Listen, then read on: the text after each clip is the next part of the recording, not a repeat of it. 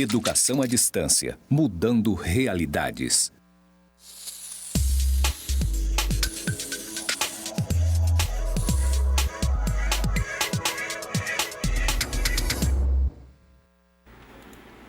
Olá! E aí, deu de descansar, né? Lanchou alguma coisa? Então vamos lá, vamos dar continuidade na nossa aula de hoje.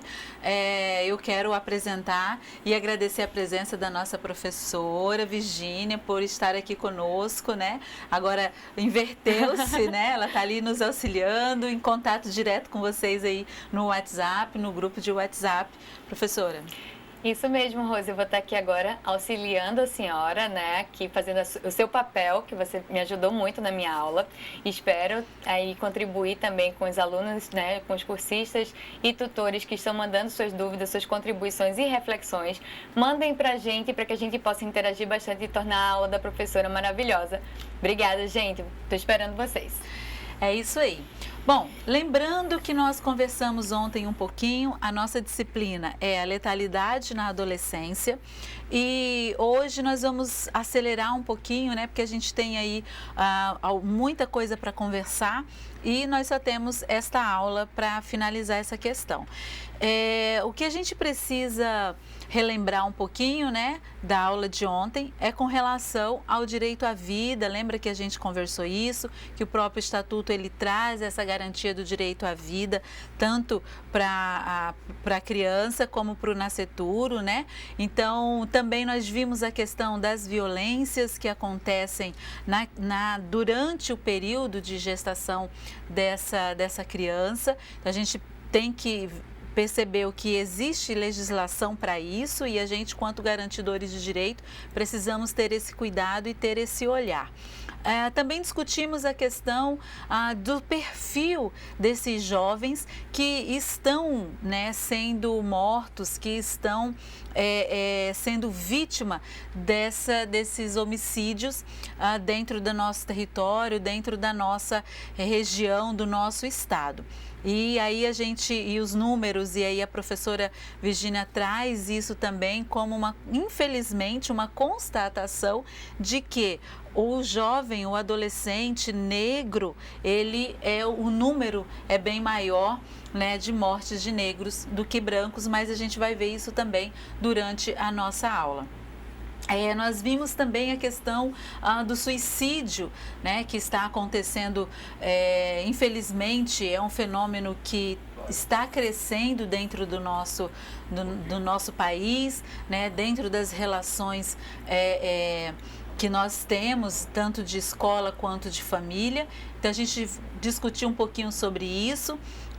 Apesar de nós estarmos aí no mês de setembro, que faz alusão ao enfrentamento desse fenômeno, mas é uma coisa que a gente não pode parar, a gente não pode desacelerar nesse sentido de estar sempre no enfrentamento ao suicídio e pensando e buscando combater isso na causa, né? Na raiz desse problema. Então, hoje nós vamos trabalhar um pouquinho a questão dos indicadores que nós temos, ok? Daquilo que nós temos como fonte de dados para a gente estar trabalhando. Bom, nós vimos aí uma imagem, né, de um adolescente que infelizmente foi assassinado. E o mapa da violência, ele apresentou em julho de 2015, na Comissão Parlamentar de Inquérito de Assassinato de Jovens do Senado, que o homicídio é a principal causa de morte de adolescentes entre 16 e 17 anos. Então, isso reforça aquilo que a gente sempre vem falando aqui, né? Cada professor que passa vem falando. Os nossos jovens, nossos adolescentes entre 16 e 17 anos são os que mais são afetados com relação às mortes, ao homicídio. E isso é muito preocupante, né? O que está se levando esse menino ou essa menina à morte? especificamente os meninos, né?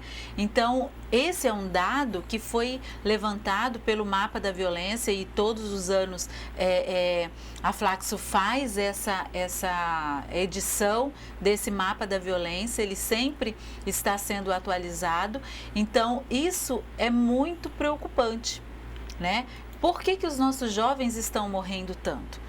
Então, nós já vimos ontem uma das causas, né? Algumas, na realidade, algumas das causas dessa morte desse menino que está sofrendo. Nós temos aqui também, dentro desse mapa da violência, nós temos uma tabela onde mostra e demonstra os números em que as faixas etárias e a taxa de mortalidade desses meninos e dessas meninas. Esse que você está vendo aí na sua tela, ele é especificamente com relação por morte por armas de fogo. Então, olha, vejam, entre 16 anos, olha, 39,2% de mortes, né, por arma de fogo, 39,2% são adolescentes de 16 anos. De 17 anos, com mortes por arma de fogo, nós temos aí 54,5% de adolescentes na faixa etária de 17 anos que são vítimas de homicídio por arma de fogo. Né? A pesquisa, ela não traz, ela não mostra, não detalha de que forma, se é acidental, se é entre facções, se é entre adolescente com outro adolescente, ela não traz isso. Mas o que a gente precisa compreender é que os nossos jovens, né, nessa faixa etária, é uma faixa etária com uma taxa alta de homicídio por armas de fogo. Então, isso a gente precisa estar pensando, repensando, qual proteção que nós vamos estar buscando para esse menino e para essa menina, né? Que tipo de, por que estão tendo acesso a esse instrumento, né? Ou a facilidade desse acesso a esse instrumento. Então, a gente precisa ver, e os números mostram aqui essa situação dos dados, ok? O Mapa da Violência de 2016, Homicídios por Arma de Fogo, demonstra que o índice de letalidade por homicídios na adolescência se mantém alto, cerca de 54,5% para adolescentes de 17 anos. Este dado refere-se apenas às mortes ocorridas com a utilização de armas de fogo. Então, aqui reforça aquilo que nós estávamos conversando. Então, somente crimes cometidos por armas de fogo. Nesse gráfico que nós apresentamos, ele não tem nenhum dado de arma branca, tá? Não tem nenhum dado aí de morte com faca ou outros tipos de instrumentos. É especificamente relacionado a armas de fogo. E com relação a isso, nós temos um outro gráfico aqui também, que ele traz, né, algumas regiões, né, da nossa Amazônia Legal, e a gente pode ver que no norte, no geral, né, só a questão norte, ela tem aí entre 15 a 29 anos, ela tem uma taxa de 2.223 mortes por armas de fogo. Então, olha só como que nós estamos com essa dificuldade. E aí, a gente pode ver aqui, olha, no Acre, né, o estado do Acre, lembrando que esse levantamento, ele é referente a 2016. Então, o Acre, ele traz aqui um número de 60, né, é um número alto, né, um número de 60 mortes por faixa etária aqui entre 15 a 29 anos. Também o Amapá, ele traz aqui uma quantidade de 95 mortes entre 15 a 29 anos. É um número muito preocupante, são números altos, né? O Amazonas, 449 pessoas, adolescentes entre 15 a 29 anos, que vieram a óbito por questões de homicídio. Pará, que tem um número muito grande, segundo a pesquisa de 2016, né? Queira Deus que nas 2017, 18 e agora 19, esses números, né, tendem a cair. Então, ele tem ali de 15 a 29 anos, o Pará traz, através dessa pesquisa, 1.333 jovens adolescentes que vieram à morte, vieram a óbito por conta de armas de fogo. Também Rondônia, né, ele traz aqui 167 mortes nessa faixa etária. Roraima, ela traz 22 mortes nessa faixa etária. Tocantins, 97 mortes nessa faixa etária. Então, a gente vê aí a preocupação, né, e o detalhamento disso e como que eu vou atuar e vou enfrentar isso no meu estado. Né? De que forma que eu vou fazer isso? Também aqui, olha, no Mato Grosso, nessa mesma faixa etária, nós temos 454 mortes de adolescentes de 15 a 29 anos. Deixa eu ver, o Maranhão também, aqui, o Maranhão, ele traz 950 mortes jovens que veio a óbito entre 15 a 29 anos. Vejam, esses dados, a gente pode pensar, quantos desses jovens, se nós tivéssemos conhecimento, né, do PPCAM, quantos desses jovens poderiam ter sido evitado essas mortes? Né? Então, é importante a gente conhecer e é importante também apresentar, quando for solicitar, né, a inclusão do Estado no programa, eu penso que é importante apresentar esses dados, né? Então, a professora Virgínia trouxe dados específicos do PPCAM, tem também esses dados aqui da letalidade, e aí a gente monta um documento robusto e concreto para que a gente consiga ter essa política pública no nosso município, não é isso, professora? Isso, professora. Inclusive, esses dados que a senhora está trazendo aqui, muito se assemelham aos dados que a gente vê no PPCAM.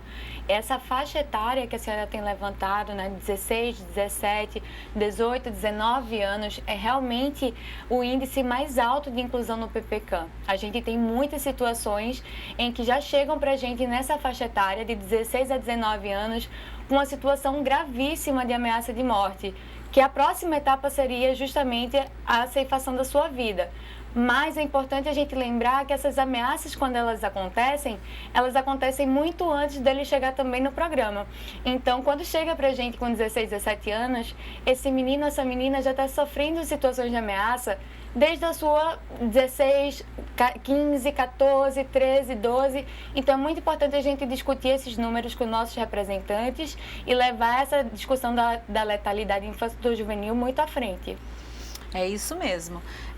E aí, uma coisa que nós discutimos ontem, assim, professora, que uma das causas, né, que levam a esse homicídio, essa morte desse adolescente, é a questão das drogas, né? Que aí, de repente, não sei se vocês têm esses dados, né? Se é de fato a questão das drogas que a maioria dos jovens estão ingressando no programa. A maior situação de ameaça de morte, professora, trazendo isso que a senhora está perguntando, é de abrangência com tráfico. Muitas vezes tem relação com tráfico, mas não quer dizer que a criança ou o adolescente esteja necessariamente envolvido com o tráfico.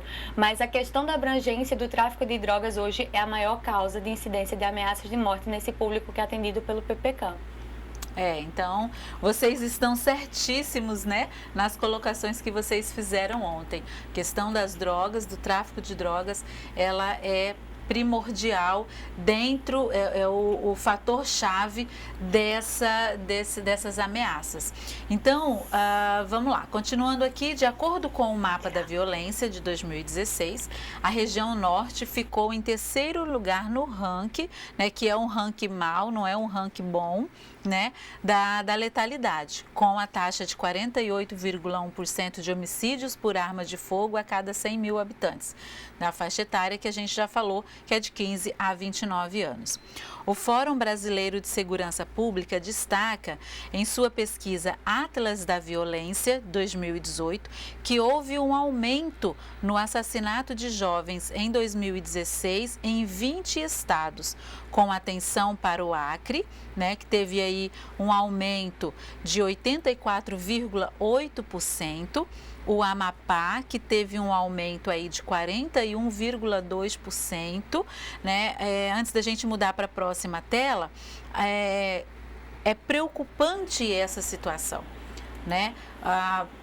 O Fórum Brasileiro de Segurança fez essa pesquisa bem recente, então a gente está bem quentinho ainda essa pesquisa, e essa comparação aí entre 2016 e 2018 e demonstrando esse aumento, né, desses jovens que são assassinados, a gente precisa fortalecer, né, o sistema de garantia de direito, especificamente nesses estados onde apresenta esse número grande de mortes.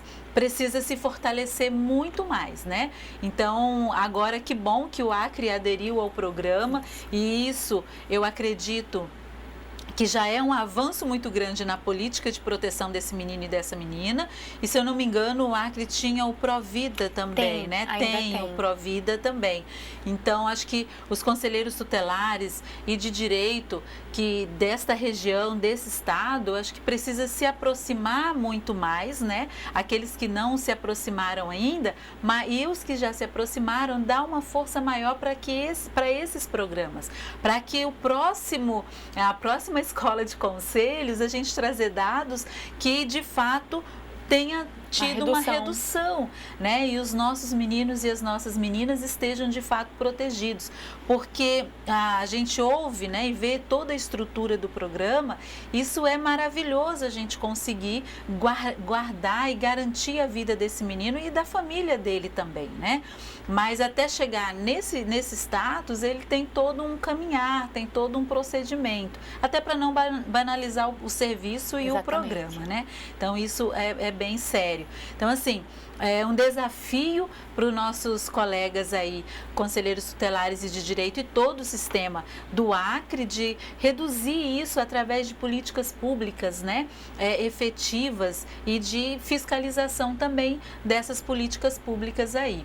Acho que dentro das estratégias que a gente vai pensar mais tarde de combate, de enfrentamento a esse fenômeno, a gente pode já pensar baseado nesses dados que nós temos aqui. Da mesma forma, a questão dos nossos colegas aí do Amapá, que eles tiveram, segundo a pesquisa do Atlas da Violência do Fórum Brasileiro de Segurança Pública, tiveram um aumento aí de 41,2% em questões dos assassinatos, dos homicídios dos nossos adolescentes entre 15 e jovens até 29 anos. Então, assim, também é um desafio muito grande, né, para o sistema de garantia de direito aí do estado do Amapá, para tentar reduzir essa taxa de mortalidade desses jovens e desses adolescentes, né? Eu não vi no cronograma da professora se o Amapá aderiu o programa. Não, ainda não, infelizmente, né? não. No Amapá a gente conta com o Núcleo Técnico Federal para fazer esse atendimento. Olha aí, ó, tem o Núcleo Técnico Federal para fazer esse atendimento. E aí, professora, se você puder dar uma orientação de como que o conselheiro pode, no caso do Amapá, acessar esse núcleo quando ele tem essa notícia de ameaça. Isso, no caso do Amapá, assim como todos os estados que não têm programa, que são 10, lembra que eu falei para vocês ontem? A gente precisa fazer o encaminhamento do caso, né, pelas 4 portas de entrada que são válidas, para o NTF, o Núcleo Técnico Federal do PPCAM.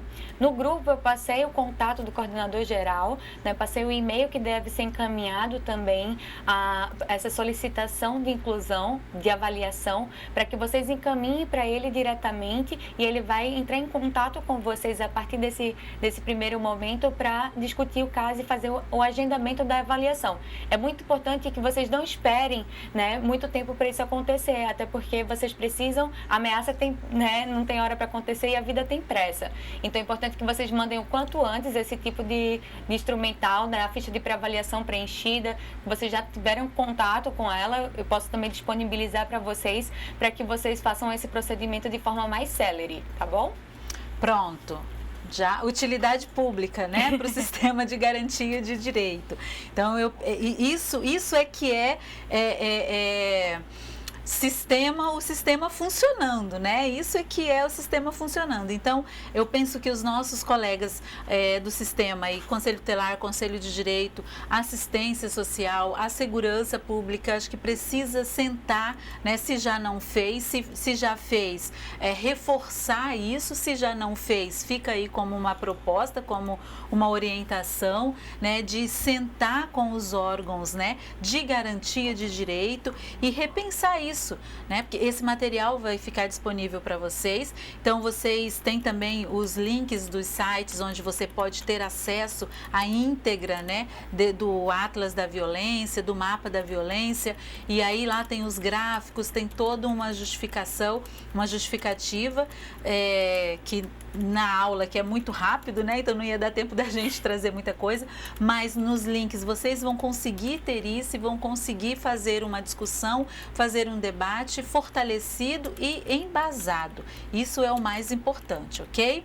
E aí também fica desafio para os nossos colegas do Sistema de Garantia de Direito do Amapá, assim como do Acre, para que a gente trabalhe isso e que o próximo curso da Escola de Conselhos a gente traga esses números reduzidos, né? Então, eu penso que e nós, quanto sistema, a Suzy, a nossa professora Virgínia e eu e toda a equipe também da Escola de Conselhos, estamos à disposição para poder ajudar e fortalecer isso, porque a nossa intenção é o quê? Nesse momento, é garantir o direito à vida desse menino e dessa menina.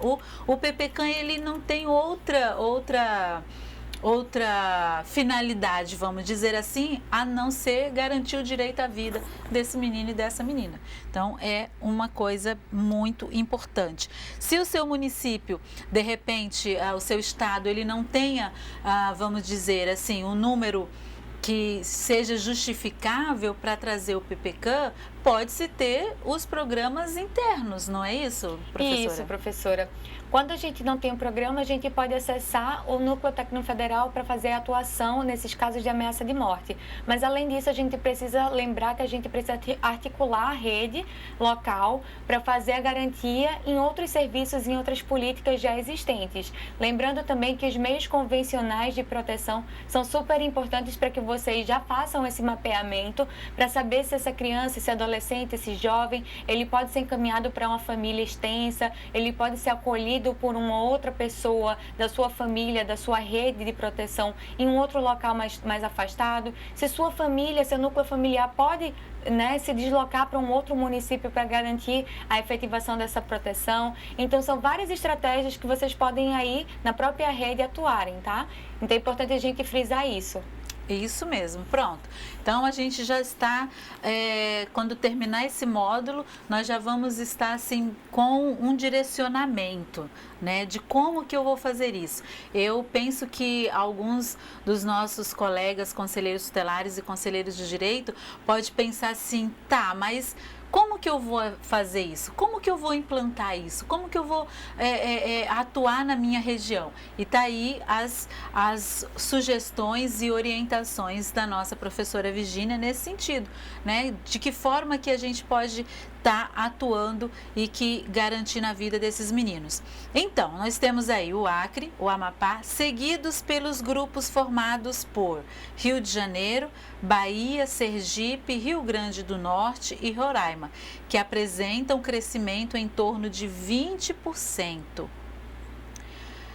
Depois vem seguido de Pernambuco, Pará, Tocantins, Rio Grande do Sul, com crescimento entre 15% e 17% crimes cometidos contra adolescentes entre 15 e 29 anos.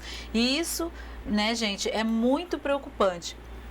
Da mesma forma que nós orientamos os colegas, né, do Acre e do Amapá, também os nossos colegas de Roraima, do Pará agora tem, né, o PPCAM, né, Tocantins também. O crescimento está muito elevado. Então, a gente vai buscar seguir todas essas orientações que foram dadas aqui para que a gente consiga diminuir esses números.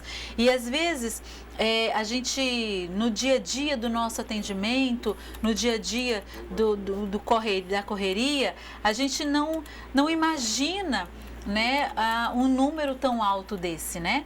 Às vezes a gente não consegue imaginar. Então, quando o diagnóstico ele é colocado na nossa frente, né? É aberto os números na nossa frente, daí a gente percebe como que esse fenômeno tem crescido. Então, imagine aí a sua população, né? Por exemplo, no caso aqui do estado de Roraima, né? A sua população é X. Dentro dessa população, 20% desses meninos, população do adolescente, né?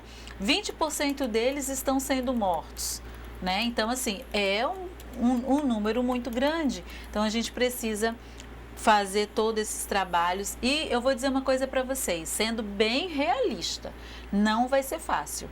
Não vai ser fácil, né? Você sabe direitinho aí como que é a dificuldade no seu município. Mas, né, nós temos que utilizar a sabedoria das águas. Elas contornam, né, os obstáculos e segue em frente, não para diante de um obstáculo. E é isso que a gente precisa fazer.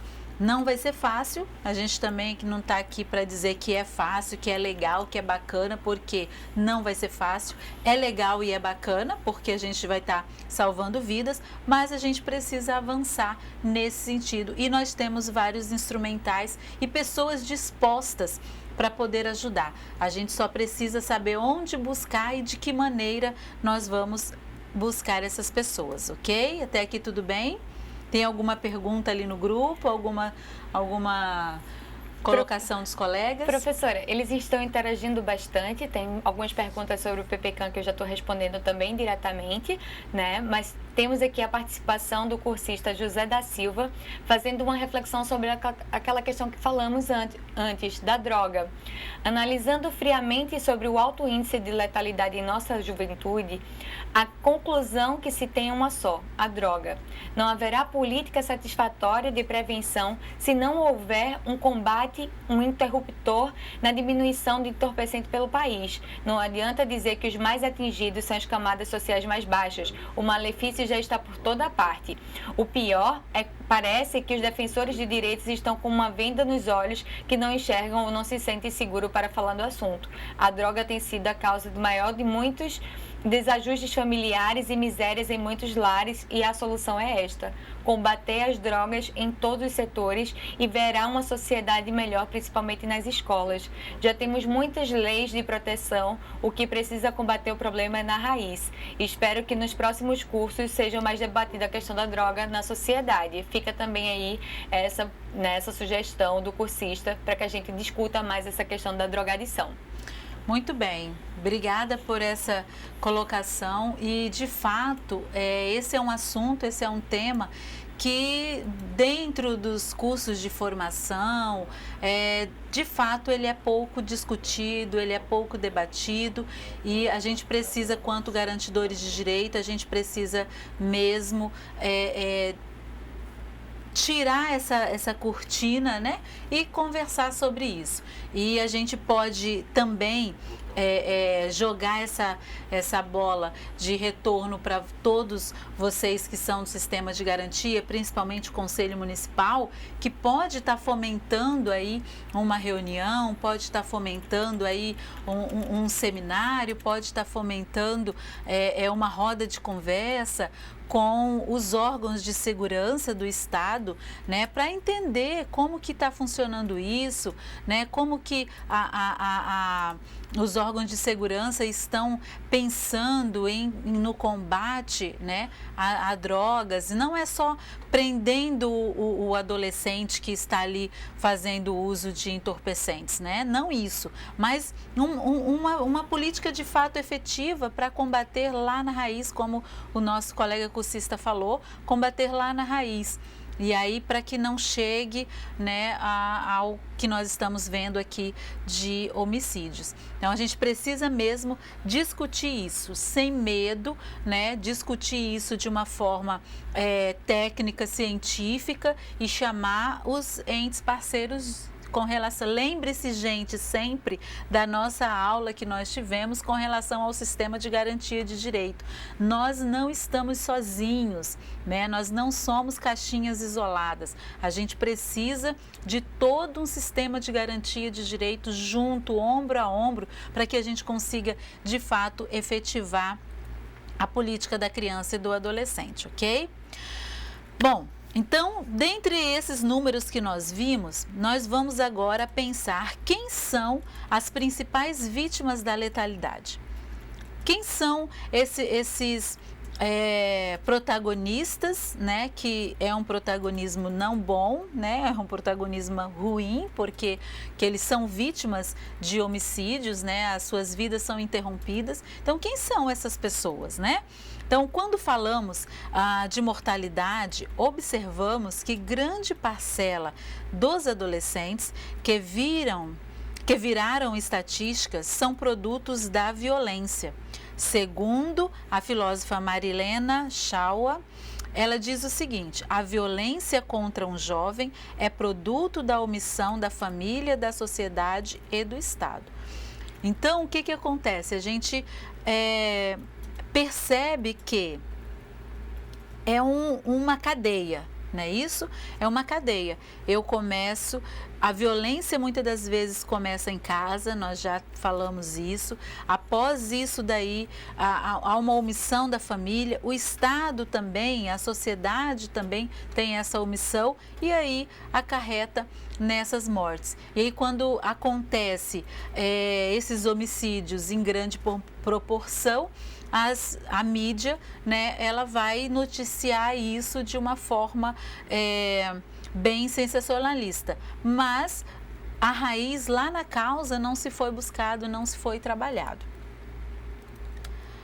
O sexo das vítimas, né? Agora que a gente já sabe, né, que vem uma cadeia ali. O sexo das vítimas, de acordo com o mapa da violência de 2015, 93% das vítimas eram do sexo masculino, o que corresponde, inclusive, e aproximadamente à média nacional observada na fase adulta. Segundo a pesquisa, a média de meninos mortos é superior à de meninas nos estados. E esse número de 93% das vítimas eram, na época da pesquisa, em 2015, era do sexo masculino, vem de encontro com as estatísticas que a professora Virgínia trouxe. Se eu não me engano, era 90%, né, pelo estudo do PPCAM. De meninos, da vítima de meninos. 70%. 70%. Então, assim, vejam, que de 2015 para cá, não teve uma diminuição muito grande, não. Né? Segundo a pesquisa, em 2015 tinha 93%. Hoje está em torno, esse estudo apenas pelo PPCAM, 70%. Mas se a gente for analisar as pesquisas dos outros instrumentos, a gente vê que não houve redução. Então, os nossos meninos estão morrendo muito mais. né? Então, o que está levando à morte dos meninos muito mais? É algo para se pensar, Sim. né? Por que morre mais menino? Não é que tem que morrer a menina na igualdade com o menino, não tem que morrer ninguém. Mas por quê que está morrendo mais meninos? Então, eu, quanto Conselho de Direito, para que eu pense uma política pública para isso, eu tenho que compreender esse fenômeno. Eu tenho que saber qual é o motivo do menino morrer mais do que a menina. Talvez, professora, acho que a gente pode também ter essa resposta a partir justamente dessa questão da abrangência do tráfico. A participação hoje dos meninos ainda é muito maior na hierarquia do tráfico, apesar que também no PPCAM a gente tem visto uma crescente participação das meninas, justamente, né, porque elas têm toda essa organização já interna também em relação à abrangência do tráfico, e a gente tem tido muito essa incidência de outras meninas que estão chegando ameaçadas de morte, mas o número de meninos realmente é alarmante. 70% deles que comportam o PPCAM são meninos que estão ameaçados de morte. Então nós precisamos pensar uma política pública não apenas de combater o tráfico de drogas ou combater a incidência desses meninos dentro dessas facções. O que a gente precisa também pensar, né? Por que são os meninos? O que leva esses meninos, né? O que atrai esses meninos para esses espaços? O que atrai esses meninos para essa situação? Então, precisamos pensar políticas públicas com relação a isso também.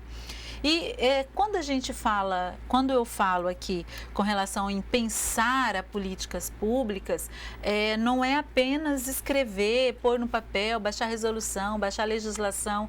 Não, essa política pública precisa ser pensada também, passa ali pelo orçamento, né? Então a gente precisa discutir isso também em nível de financeiro, de orçamentário. Então, como que eu vou atuar assim? Como que eu vou trabalhar, ok? É preocupante o índice de mortalidade juvenil, especificamente nos estados do Amapá, Amazonas, Pará e Distrito Federal, onde o índice ultrapassa o total de 96% dos homicídios. Isso no geral, ok?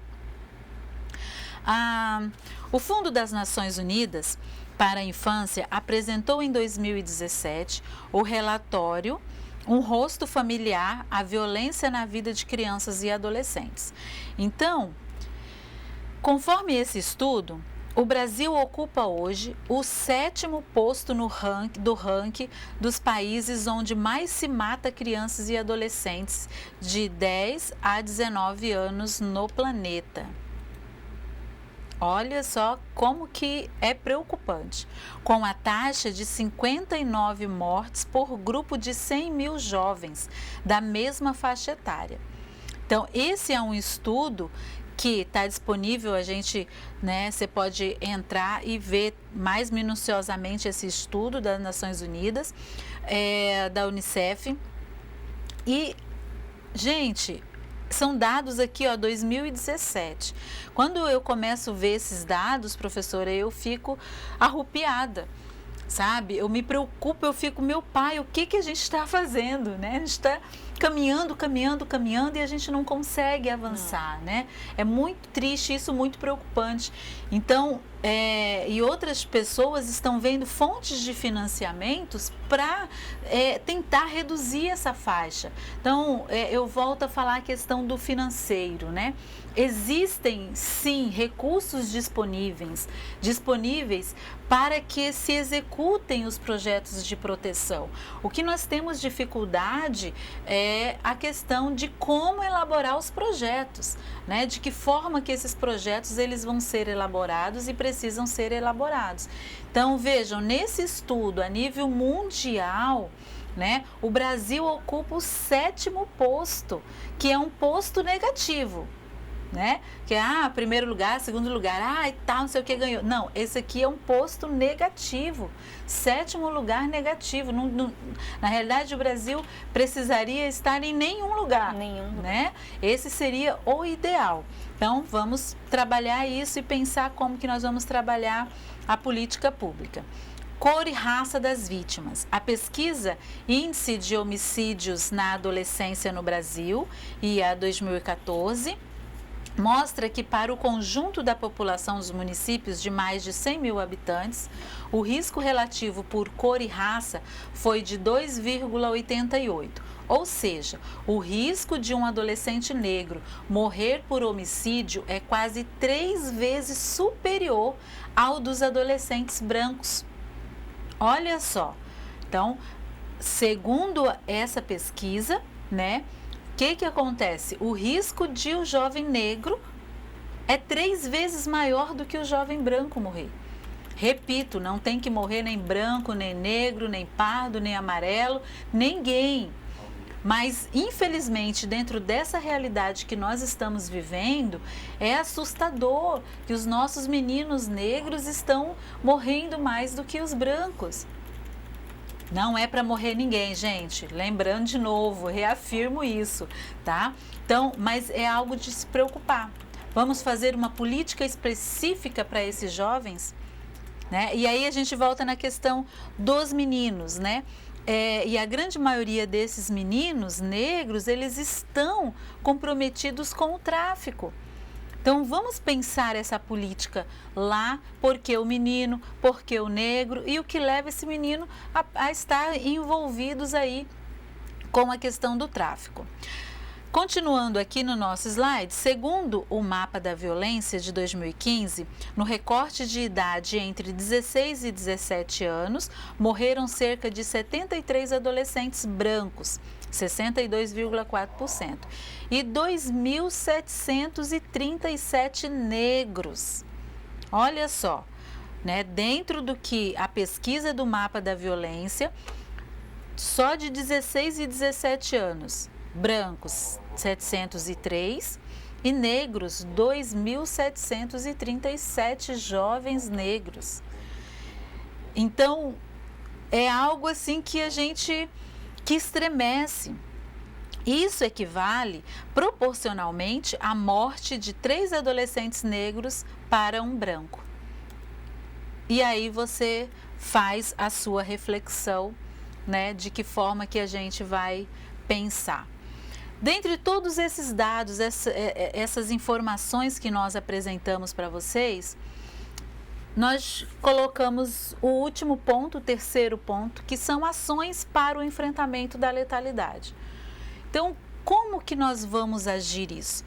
Né? Que ação que eu vou disponibilizar e pensar no meu município, no meu estado, para fazer essas mudanças que a gente tanto requer?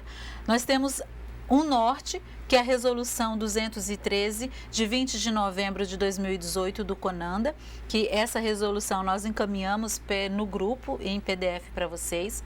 E esta resolução, ela dispõe sobre estratégias para o enfrentamento da violência letal contra crianças e adolescentes.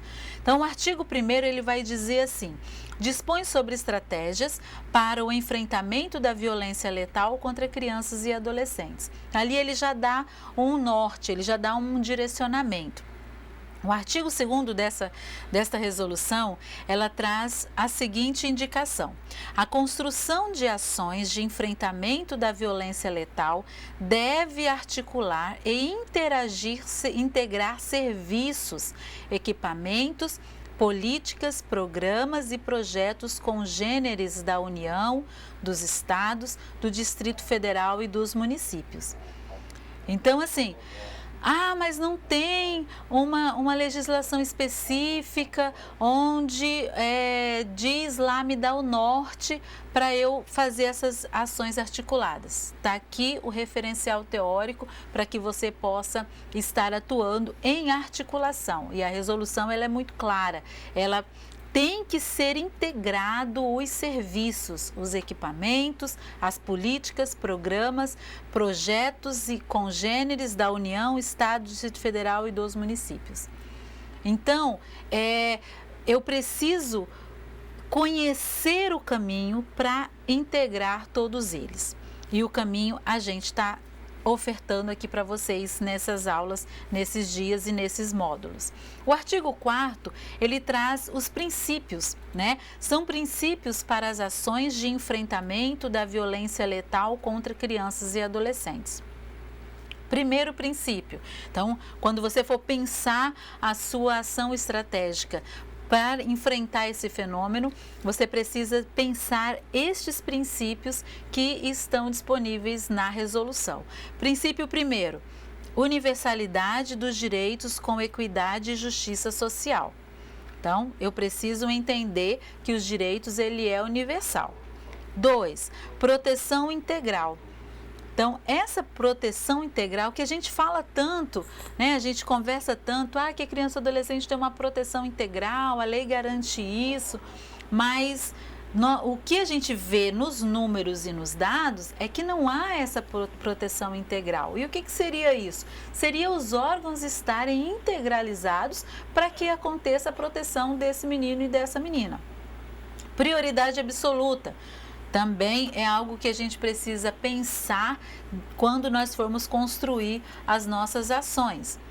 Dignidade da pessoa humana e direito à vida. Então, eu tenho que entender que os direitos são universais, eu tenho que entender que esse menino e essa menina precisa de uma proteção integral, uma proteção geral, tem prioridade dentro dessa proteção e ainda eu tenho que pensar que essa ação tem que levar em conta a dignidade da pessoa humana e também o direito à vida, além da questão do desenvolvimento, né, peculiar desse menino e dessa menina, ok?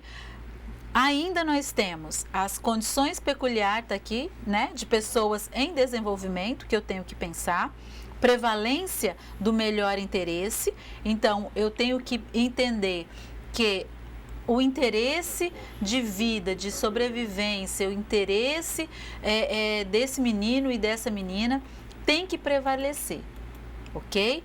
O outro, descentralização político-administrativa, eu preciso também entender que a sociedade civil, ela é um parceiro muito grande nessa questão, né? Então, eu preciso buscar parcerias também na sociedade civil, eu preciso buscar parceria também lá naquele ente privado, né? Eu preciso buscar essa parceria, porque eu tenho que entender que o ente privado também faz parte do sistema de garantia, né? E quanto mais adolescentes protegidos, mais uma sociedade fortalecida que nós vamos ter. Além da participação e controle social, os conselhos precisam estar integrados. E aí, quando a gente trata a questão dos conselhos, eu penso que não somente os conselhos de direito da criança e do adolescente, acho que essa integralização precisa ser entre todos os conselhos de direito, porque esse menino, ele vai andar por todos esses caminhos. O menino tem o conselho de assistência, que pode sentar junto com o conselho da criança para estar discutindo, porque a família vai estar envolvida nesse processo, né? Tem a questão do conselho da pessoa com deficiência, também precisa estar andando e envolvida para esse menino e essa menina serem garantidos seus direitos. A outra é a intersetorialidade e trabalho em rede, que é indispensável. Isso, ninguém é bom sozinho, né? Juntos a gente vai mais longe, então essa intersetorialidade e trabalho em rede, ela é extremamente importante. A participação de crianças e adolescentes no processo. Então, isso é importante, que a gente ouça esses meninos, que a gente ouça essas meninas, e o próprio CONANDA, ele tem a resolução, se eu não me engano, a 191, que ela trata, né, da presença, da participação de adolescentes nos conselhos de direito. Então, isso também garante o protagonismo desse menino e dessa menina, né? Que a gente precisa ouvi-los também, porque nós adultos, a gente geralmente olha com um olhar adulto, né? Pra gente é bom, mas será que é bom para o menino? né, essa medida que a gente está pensando é bom para o menino, então é importante a gente trazer e ouvir aquilo que os adolescentes estão trazendo para nós. Então, quando eu penso, quando eu vou escrever todo um planejamento de ação, eu penso e coloco em pauta essas 10 diretrizes que nós temos aqui pela resolução, facilita o que eu vou escrever com relação a essas ações. Né? Até na questão de pensar o parceiro, né? Quem vai ser o meu parceiro nessa ação, quem vai ser o meu parceiro naquela ação, ok? Então, a nossa atividade de hoje, né, desses 20 minutinhos, é exatamente essa dentro do que a resolução 213 do CONANDA dispõe, que a gente precisa pensar em estratégias, né? A gente precisa, acho que eu pedi foi 2 estratégias gerais, né? Vamos pensar algo geral. Agora, uma orientação. Quando vocês forem trazer, não tragam o que a legislação fala. Porque o que a legislação fala, a gente sabe. O que a gente precisa nessa resposta é que você, Conselho Municipal, você, Conselho de Direito Tutelar, sente e pense uma estratégia geral, que dali vai sair outras ramificações, ok? Aguardo vocês até daqui a pouco.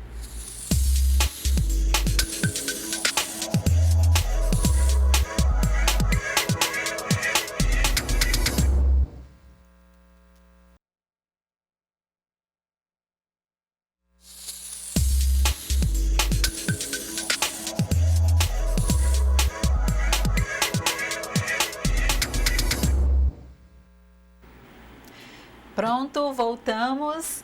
E aí, conseguiram, né, pensar essas 2 estratégias que nós colocamos como exercício nessa atividade? E assim, a intenção dessas 2 estratégias é que não morra aqui, apenas o exercício e pronto, vou engavetar o que eu escrevi ou vou deletar do grupo e morre ali. A intenção desse exercício, dessa atividade agora que nós propomos é que essas ações pensadas aqui, elas criem, né, comecem a criar umas raizezinhas, comecem a criar uns brotinhos, né, que ela renasça aí com várias ramificações. Então, essa é a intenção, de que essas 2 ações que a gente pediu, que você, né, no decorrer aí do ano, no decorrer da atividade, vocês sentem e aprimorem essas ideias que vocês colocaram no grupo aqui nesse finalzinho de aula. Professora, vamos ver algumas das estratégias? Sim, professora, a gente teve muita contribuição aqui dos cursistas. Temos aqui a primeira, que é do Polo Barra do Corda. Os cursistas são Cleidiane, Leidiana, Rosângela, Stanisla, Cileiva, João Pedro, Antônia. Então, vamos falar um pouquinho sobre o que eles trouxeram para a gente. A primeira estratégia, eles trouxeram como produzir um diagnóstico acerca da violência letal contra crianças e adolescentes da comunidade. A segunda estratégia proposta, professora, foi de elaborar um plano de ação voltado para a redução do índice de uso de drogas por crianças e adolescentes, considerando que ao se envolverem com as drogas, eles podem ficar mais vulneráveis a certos tipos de violência, chegando até mesmo ao homicídio. Em parceria com órgãos de saúde, educação, Ministério Público e Assistência Social, por meio de palestras, cursos, capacitação e oficinas, é o que sugere lá o Polo Barra do Corda. É interessante essas ações que os nossos colegas trazem, e também, a título de contribuição, a segunda estratégia que vocês colocaram, é importante ver nesses órgãos se eles já não têm, né, algum programa, alguma ação em cima desse assunto, porque aí vocês agregariam aí o que vocês têm de dados, o que vocês compreendem aí de necessidade, né, quanto conselho que recebe a demanda e quanto conselho municipal. A gente tem mais uma contribuição aqui, professora, sobre um município de Conceição do Araguaia. eles falam que lá há um nível elevado de acidentes de trânsito envolvendo jovens e adolescentes, bem como de histórico de uso de álcool e drogas e tráfico interno. E o que você pensou de estratégia? Como que vocês vão... E é interessante assim, ele trouxe uma estatística de morte com relação a acidentes de trânsito, né? Então, é uma estatística que pode ser também vista nos outros estados, nos outros municípios, porque ele também entra na letalidade, né? Por que esse jovem, vamos dizer, quantos jovens entre 15 e 29 anos, né, na grande maioria aí, eles utilizam moto, né? E a gente sabe que não pode pilotar até os 18 anos, mas a gente sabe que em alguns municípios isso acontece, isso é frequente, o adolescente está andando de moto. Então, desses acidentes de trânsito, né, quantos são adolescentes que estão nessa faixa etária? Então, é importante também, né, ver que proposta a gente vai atuar desde que a gente tenha esses dados aí interessantes. Nós temos aqui uma colocação que eu achei excelente, né? Deixa eu achar ela aqui novamente, aqui, do polo de Maués, no Amazonas. O Sérgio Luiz, né, juntamente com toda a equipe aí, ele diz assim, o percentuais dos dados expostos na aula aborda somente em duas maneiras de identificação social, brancos e negros. Portanto, a ausência de indígenas nesta pesquisa pede uma atenção maior na diluição desses percentuais, para uma maior transparência na região norte, principalmente o Amazonas, em que a diversidade populacional é extensa. Eu achei a colocação de vocês perfeitas, tá? Inclusive... nós procuramos algumas estatísticas, mas com relação à questão indígena, né, a morte entre esses meninos, né, o homicídio entre esses adolescentes, e a gente tem houve muitos relatos de adolescentes que hoje a droga, o álcool, ele já está recorrente nas aldeias, né, os índios já estão tendo um acesso maior e muitos índios vêm já estão em situação de drogadição, já estão em situação de alcoolismo e principalmente o jovem também. Então, assim, a sua colocação é perfeita e nós da região da Amazônia Legal que temos essa peculiaridade, nós precisamos realmente discutir isso e dizer, olha, dentro das pesquisas a nível nacional, tem que olhar para essa questão também regional. Sim. Porque a pesquisa, as fontes que nós trouxemos, são fontes de pesquisas a nível nacional. Então, o olhar é mais voltado para certa região do país.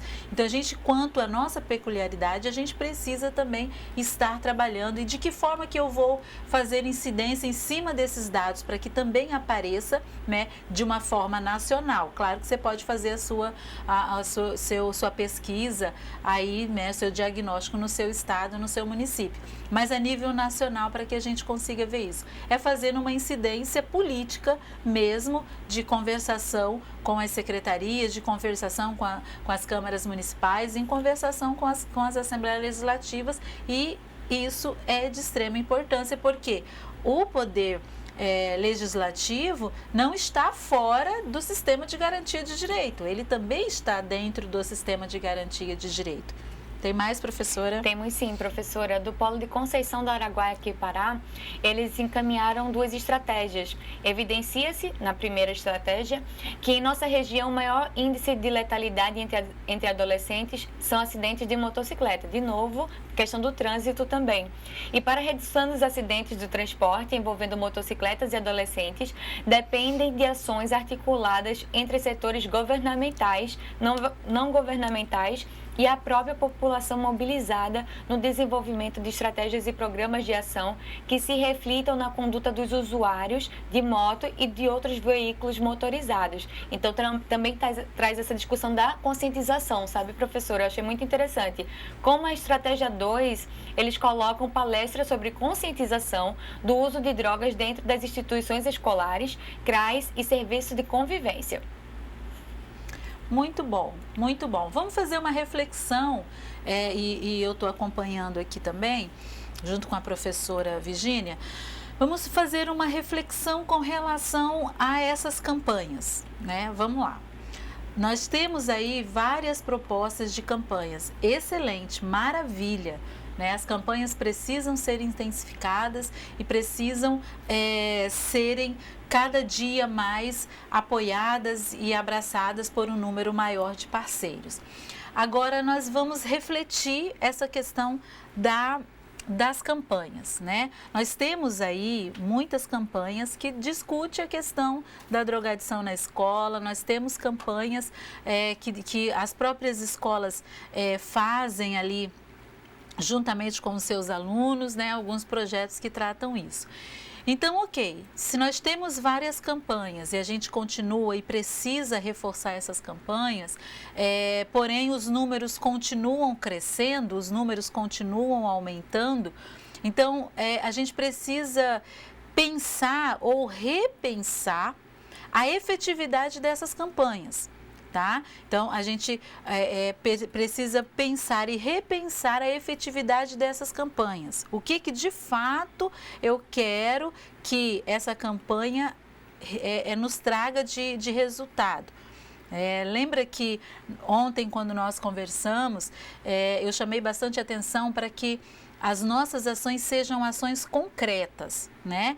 Então, as campanhas, maravilha, parabéns, vamos continuar fazendo. Mas as que já tem, nós vamos agregar e saber por que mesmo tendo as campanhas, são algumas perguntas que a gente precisa fazer, principalmente o conselheiro de direito, quando ele for trabalhar a questão da política pública. Então, nós temos aí as campanhas. Ok, vamos fortalecer o que nós já temos. Maravilhas, vamos implementar em outros lugares o que nós já temos de campanha. Ok, mas numa análise macro, numa análise maior, eu tenho 10 campanhas no ano. Mas essas campanhas de prevenção, essas campanhas, quando eu vejo o resultado final, eu estou vendo um aumento de vítimas. Então, assim, de que forma que essa campanha pode ser efetiva? Né? Vamos pensar, o nosso papel aqui é provocar vocês, né? De que forma que essa campanha pode ser efetiva, de que eu mostre lá no final que eu consegui reduzir a taxa de homicídios desse menino e dessa menina. A redução pode vir através da implantação do PPCAM, através da implantação do Provida, através da implantação de um sistema, de um projeto mesmo dentro do município, ou através da atuação, eu não me recordo a sigla que você falou, do núcleo. NTF, é muita sigla para nós cabeça. Núcleo Técnico Federal. Então, isso tudo pode trazer uma redução lá embaixo, então, das taxas. Então, de que forma que essa campanha vai atuar, incluindo todos esses órgãos aqui, né? É algo para a gente pensar. O que mais nós temos aí, professora? Nesse sentido que a senhora está falando, professora, da realização de campanhas, a gente tem a sugestão aqui da Daniela e da Yasmin, como estratégia 1, realizar campanhas de prevenção ao acesso de crianças e adolescentes a transporte ou veículos sem habilitação e sem os acessórios necessários para a segurança deles, né? E a estratégia número 2, criar ou promover atividades de esporte e lazer aberto a crianças e adolescentes, dando uma alternativa de ocupação do tempo e propiciar um desenvolvimento saudável. Acho que foi muito pertinente. Muito bom, isso mesmo. Acho que a gente precisa, dentro dessa estratégia, a segunda estratégia que a colega colocou, né, que os colegas trouxeram, então é interessante isso e, de repente, professora, a gente pensar um pouquinho além e incluir os pais. Sim. Nesse projeto de esporte e lazer. De repente, a gente consiga incluir os pais também. Sabe uma boa prática que existia também, professora, né, a nível nacional?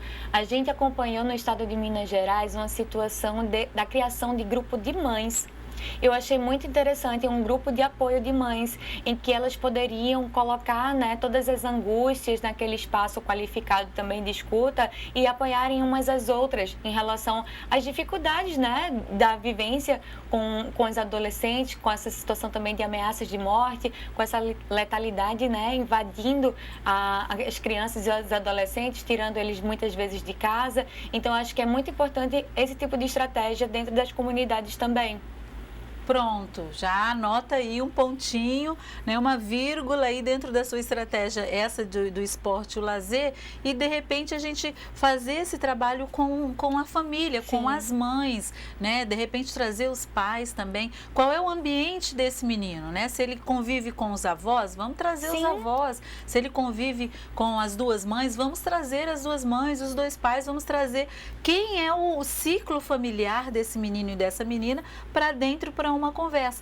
Então, assim, esse grupo de mães também é bem interessante, né? Pode ser uma proposta para se trabalhar junto com as associações de bairro, né? E eu penso que é bem legal a gente trazer isso, né? A perspectiva, porque às vezes esse menino e essa menina, essa família no geral, ela está sofrendo, está passando por aquela situação de ameaça e não sabe onde buscar, né? Não tem a Suporte, informação, sim. não tem o suporte. Então, quando você traz isso para a comunidade, como você traz isso, e as associações de bairro são grandes parceiros para que a gente possa desenvolver essa ação junto, bem mais próximo da comunidade. O que mais, minha linda, tem aí? Temos sim, temos aqui de Ananindeua, né, combater a intolerância de modo a esclarecer a população sobre o respeito e o direito à igualdade, eu acho que é muito importante. E como segunda estratégia, eles propuseram criar e executar estratégias alternativas ocupacionais a partir da rede de proteção, envolvendo crianças e adolescentes em situação de vulnerabilidade. Acho que um ponto também importante é a gente falar também de prevenção. Justamente isso que a gente está tratando aqui, né, nesse encontro todo, é falar também de estratégias não só para coibir a ameaça, mas para prevenir essa ameaça antes dela acontecer, criar essas estratégias, essas alternativas, né, professora? Isso, exatamente. E principalmente essas estratégias de prevenção, a gente pensar naqueles bairros onde tem, a gente sabe, né, mesmo que não tenha uma estatística física ali em números, mas que a gente sabe que há um número, há uma grande probabilidade desse jovem ali ir para o crime, ir para as drogas ou uma outra atividade que lá no final resulte a morte desse menino. Então, essas ações preventivas também é muito importante. Parabéns para vocês que pensaram nessa estratégia, né? E aí, proporcionar, eu acredito muito, professora, na questão de rodas de conversas, né? Sim. Porque você ouve, e a gente aprendeu nesses módulos aqui muito a questão da escuta, né? Muita questão do conselheiro escutar bastante, Sim. né? Ouvir muito. O professor que trouxe a questão dessa parte mais, como é que eu posso dizer, auditiva do conselheiro tutelar, né, na aplicação da medida, isso é importante. Então, eu penso que a gente pode estar trabalhando essa questão da prevenção, em levar o conhecimento. Às vezes a gente não precisa fazer uma campanha macro, vamos chamar a televisão, vamos... Não, mas se a gente for ali formiguinha, eu vou com a associação do bairro XYZ, que a gente sabe que tem um alto índice, né, de drogadição, a gente vai conseguir aí avançar de degrau em degrau. O que mais, professora? Temos a contribuição aqui do Polo do Rio Branco, no Acre.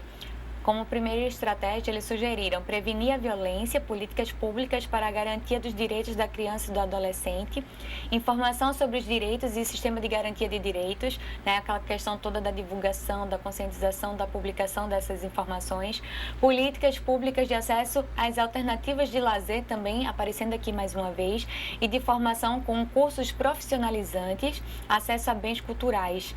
Né? E a segunda estratégia, eles sugeriram garantia mínima e melhor distribuição de renda, incentivar a participação e escuta de crianças e adolescentes, essa escuta qualificada que a professora estava falando, políticas de educação para a cidadania, muito importante falar sobre isso, criação de conselhos de participação e voz de crianças e adolescentes. Então, pensar, né, nesses grupos também, uma melhor forma de orientação aos pais e familiares, também buscando isso, pais, familiares, escolas. Eu acho que a gente precisa sempre trabalhar e unir esses esforços para que a gente consiga, né, chegar a essas crianças e esses adolescentes de todas as formas.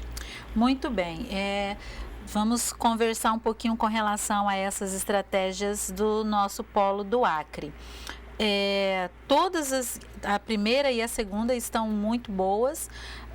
Na realidade, não tem nenhuma que está ruim, tá, gente? Então, a gente só está aqui discutindo. Mas eu achei interessante essa questão da criação de conselhinhos, né? Conselhos de criança e adolescente, a participação deles. De repente, até como sugestão, a criação dos conselhinhos pode dar uma dificuldade um pouco maior para que vocês consigam, né?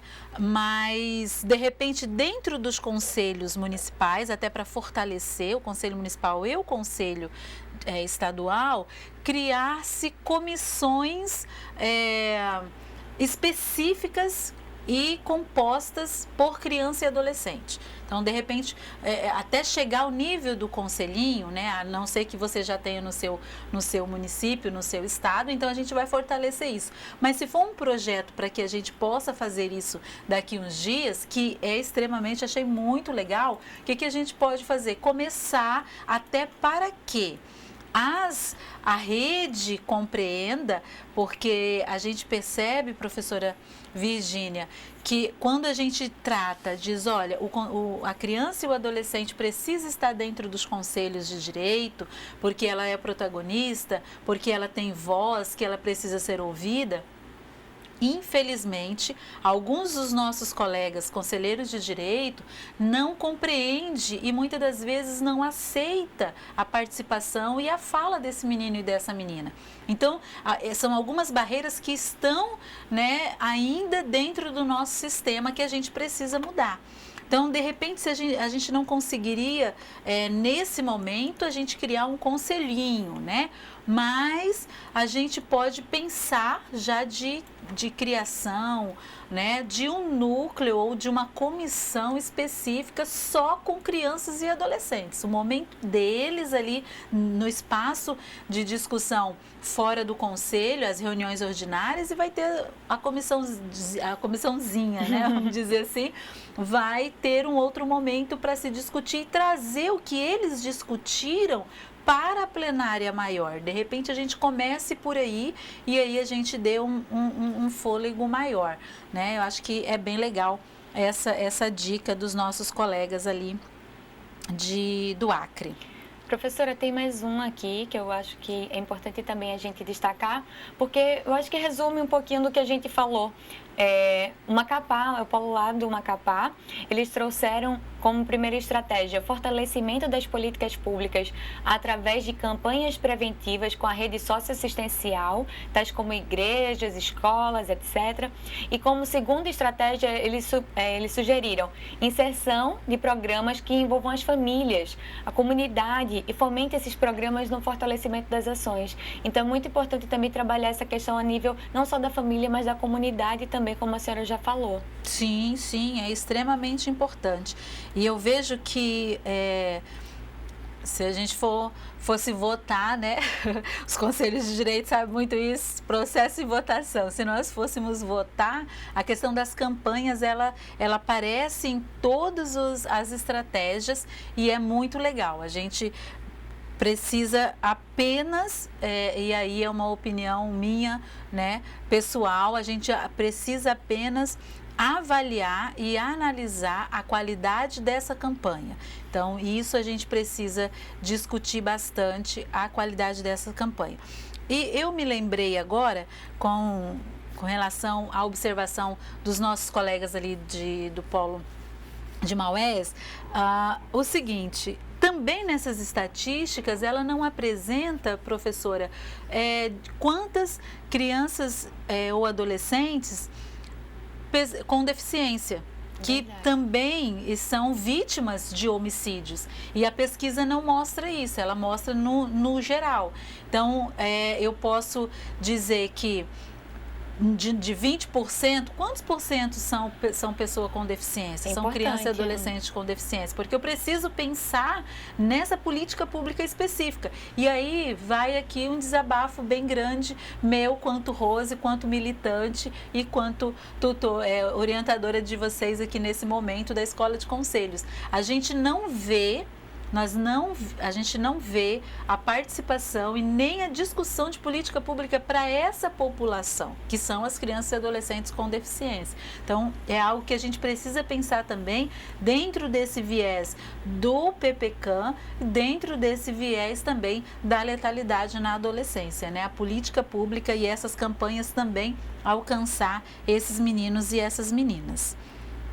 Temos o que mais? Professora, a gente tem uma fala aqui também parabenizando a exposição, né? Falando que é muito importante essa discussão, que temos que provocar mais discussões e ações para efetivar essa proteção integral para nossas crianças e adolescentes. Foi a Ângela Emília que mandou pra gente e também a Cleidiane Costa, lá de Santa Inês, do Maranhão, pede para mandar um oi lá pro campus. Um oi para vocês, um beijão para vocês aí no coração de vocês, ok? Nós temos uma aqui bem legal, que é do Polo de Porto Velho, né? A nossa colega Eládia, ela diz assim: deve ser feito políticas públicas para serviços com a família, pois na nossa realidade é visível a disfuncionalidade e tudo porque a família é ausente na formação de caráter e personalidade, base familiar de nossas crianças e adolescentes. A gente precisa, conforme a professora trouxe o exemplo lá das mães se reunirem, né? Então, é extremamente importante nós trazermos a família para dentro dessa discussão.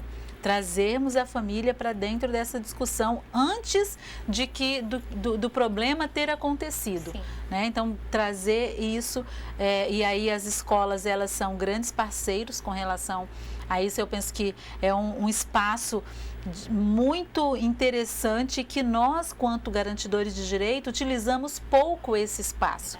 Porque ali na escola, ali eu tenho a criança, eu tenho a mãe, eu tenho o pai, eu tenho a avó, o avô, eu tenho a família que está envolvida ali. E é um espaço que a gente pouco utiliza. E eu tenho certeza que se a gente buscar parceria com as escolas na questão das palestras, na questão de campanhas, as portas vão estar abertas. Porque muitas das vezes as escolas estão pedindo socorro, eu preciso de algo para poder eu conseguir ajudar esses meninos e essas meninas que estão aqui sobre a nossa guarda naquele momento ali educacional. Então, eu penso que as escolas, elas são grandes parceiros para a gente trabalhar essa perspectiva familiar, porque hoje, o que a gente percebe?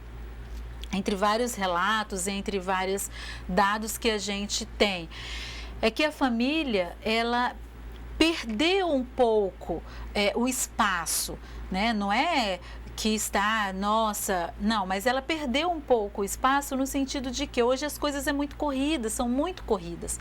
Então, quando os pais ou os responsáveis percebem, vão ver como que está esse menino, o caldo já entornou, como diz o ditado popular. Então, o caldo já entornou. Então, acho que nós, quanto garantidores de direito, que estamos lidando ali com o problema na nossa mão, a gente precisa voltar, vamos chamar a família, vamos sentar, vamos dar um abraço em família, né? Sim. Que isso pode parecer nada, mas que para aquela família que faz tempo que não se toca, já é uma diferença, um toque bom, né? Uhum. Né? Já é uma diferença muito grande na vida deles. Então, acho que a educação, ela é um grande parceiro nessa questão dos homicídios. Fora de que existem, e aí isso não tem estatística também, de homicídios que acontecem dentro das escolas. A gente viu aqueles crimes bárbaros que aconteceram ali, que acontecem também o homicídio dentro da escola, que não entra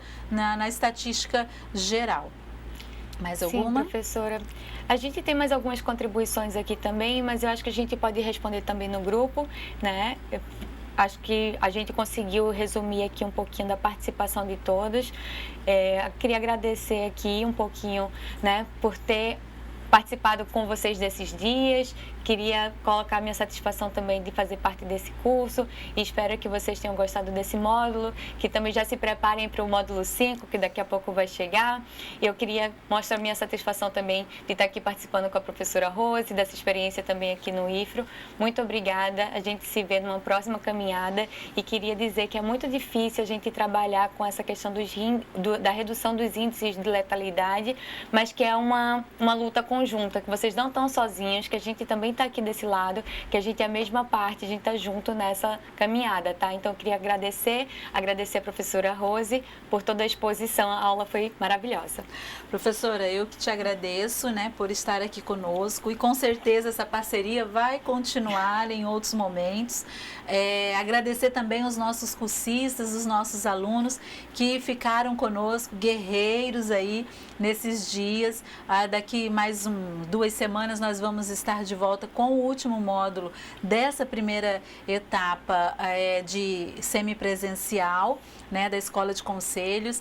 E, enfim, muito obrigada por vocês. Eu de fato espero que todas essas provocações que nós fizemos aqui, que a professora Virgínia fez, a professora Cláudia fez, o professor Levi fez, a Suzy, né? Todas as provocações que nós fizemos aqui, que sirvam para que vocês possam amadurecer o trabalho de vocês nos seus municípios e que essas crianças e adolescentes que estão sobre a proteção de vocês no que diz respeito ao direito delas, sejam de fato efetivadas e que a gente consiga bons frutos de tudo isso que a gente está trabalhando aqui.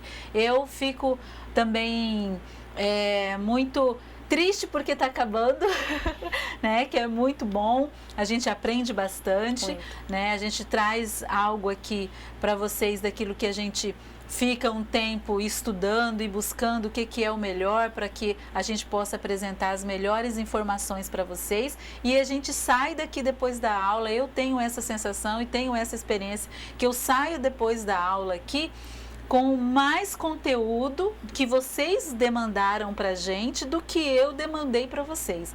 Então, eu fico muito feliz com isso. Muito obrigado. Para quem vai voltar para as suas casas, para os seus municípios, boa viagem. Vão com Deus. Que Deus abençoe vocês.